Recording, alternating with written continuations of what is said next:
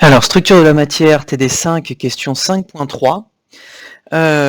On vous dit que dans cette question, si je la retrouve, qu'on effectue le diagramme de diffraction d'une poudre, donc dans une chambre qui de circonférence 240 mm, et on vous dit que on a des clichés avec des diamètres successifs LI des 6 premiers cercles de diffraction. On vous donne donc les LI pour les diamètres. Et on vous demande, à partir des diamètres des cercles qu'on observe, de déterminer le paramètre de maille. Je vais essayer déjà de vous faire comprendre avec les mains pourquoi on a des cercles. Donc ici, ça, mon saladier, c'est donc, il faut imaginer que c'est la chambre dans laquelle on va effectuer la mesure de diffraction. Le papier ici qu'il y a contre la paroi, ça va être notre photofilm, d'accord, qui va enregistrer l'intensité lumineuse qui arrive du cristal, et on va imaginer que notre cristal, il est au centre de cette chambre. Donc on arrive avec un rayonnement dans une direction, d'accord, un rayonnement de rayons X, qui va venir donc, on imagine qu'il y a un trou là dans le saladier qui laisse passer la lumière, et au centre, on a notre poudre. Et notre poudre, donc ça, allez voir pour l'explication, parce que le dessin n'est pas évident à faire sur pourquoi notre échantillon, il va diffracter selon un cône, d'accord, donc Ashcroft-Mermin 118, page 118-122, ça va diffracter selon un cône, et donc ce cône, quand il va, par exemple ici, donc pour l'ordre 1, le diamètre du cône ici, le rayon du cône va nous donner l'angle 2θ de diffraction, et vous voyez que ce cône, quand il va venir frapper le papier de détection, ça va donner un cercle de diffraction.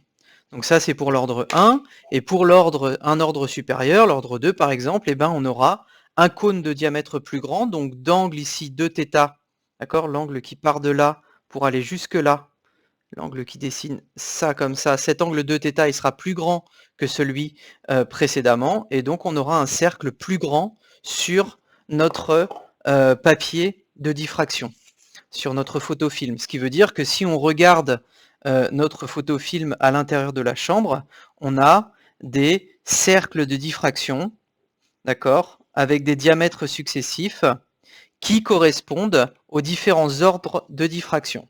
Et les LI qu'on vous donne, ce sont ces diamètres-là. Ça, ce sont les... Donc ça, c'est L1. Ça, ici, ça va être L2.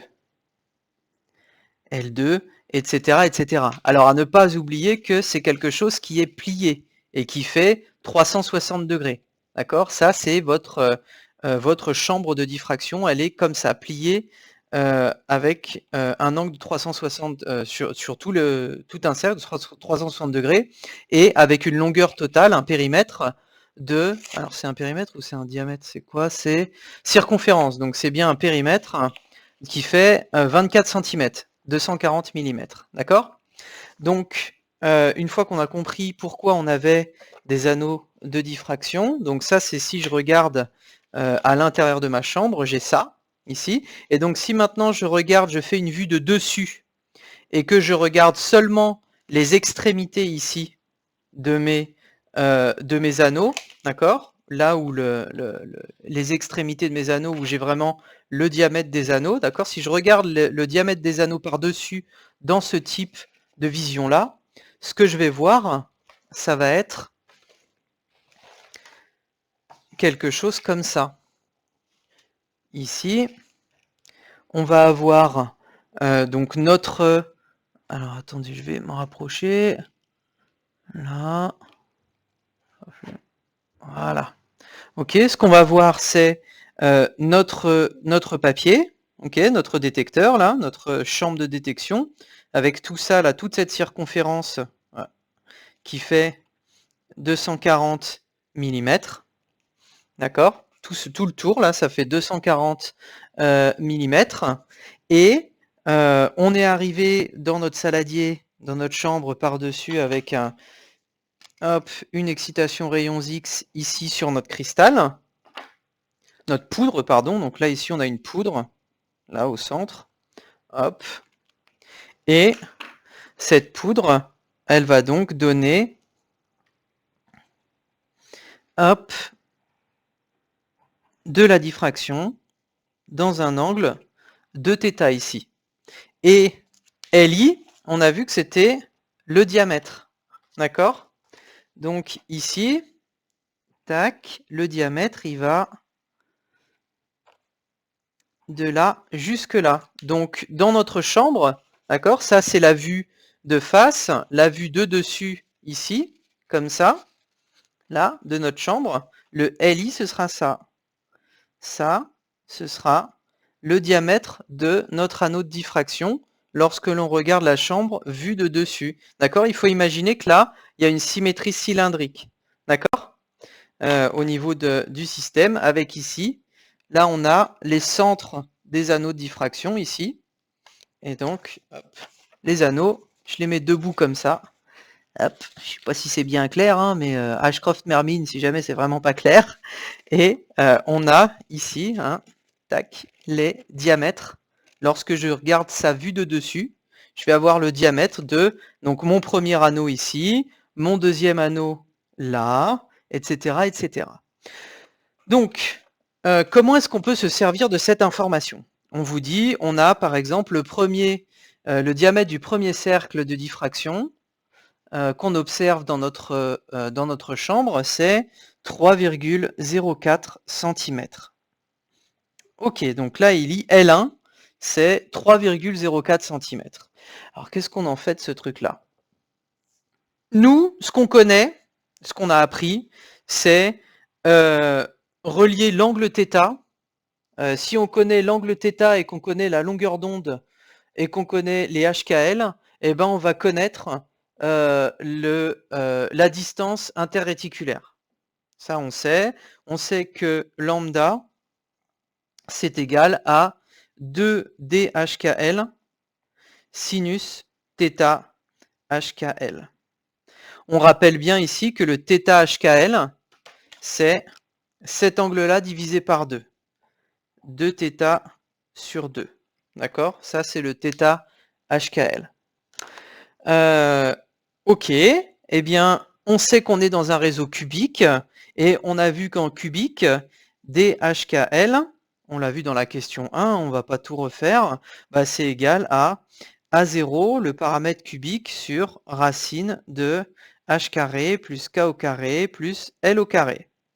Donc ça donne quoi? Ça veut dire que notre paramètre cubique à 0, le paramètre de maille, puisque c'est ce qu'on nous demande. Hein. Ouais, je l'ai peut-être dit il y a longtemps, mais la vidéo fait déjà 8 minutes. Mais ce qu'on veut savoir, c'est quel est le paramètre de la maille cubique à 0 de notre poudre de titanate de strontium. À 0, ça va donc être égal à lambda sur 2 sinus θ HKL multiplié par racine de H carré plus K au carré plus L au carré. Ok. Alors, qu'est-ce qu'on a de disponible ici? Directement, on nous donne lambda dans l'énoncé, on nous dit que c'est 1,54 angstrom. Ok. On sait, on connaît les HKL pour les 5 premiers ordres de diffraction. Donc on peut, par exemple, on sait que les HKL qui sont attachés au premier ordre de diffraction, pour l'ordre 1 qui correspond à L1, on sait que c'est 1, 0, 0. D'accord? Donc pour l'ordre 1,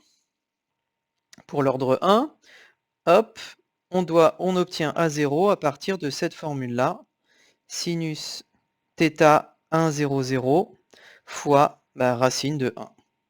D'accord? Donc ça fait lambda sur 2 sinus θ 1, 0, 0.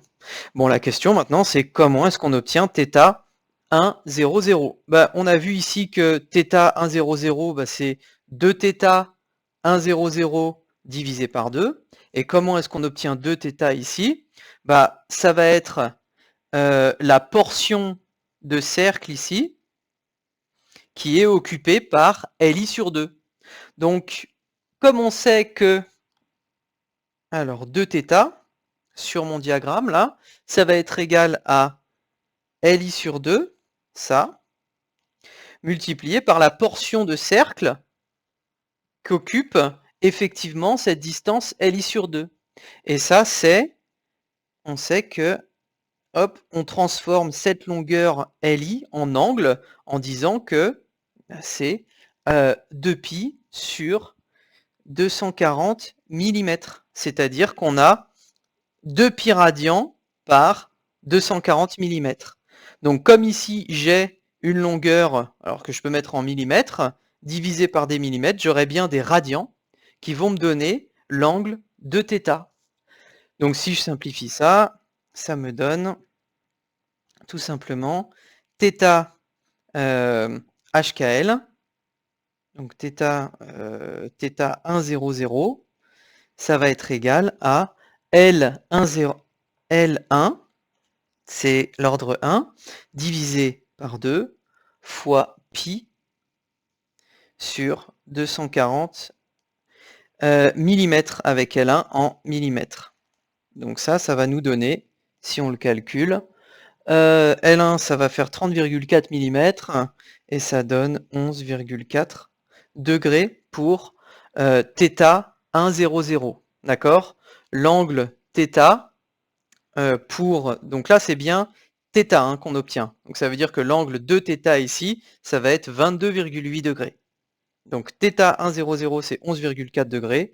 Et si on transmet donc les 1,54 angstroms, donc à 0, ça va être 1,54. Alors ça fait 10 moins 10 mètres, hein, mais ouais, ça fait 10 moins 10 mètres, donc on va laisser ça en angstrom. 1,54 sur 2 fois sinus de 11,4 fois 1. Et ça, vous devez obtenir 3,89 angstroms.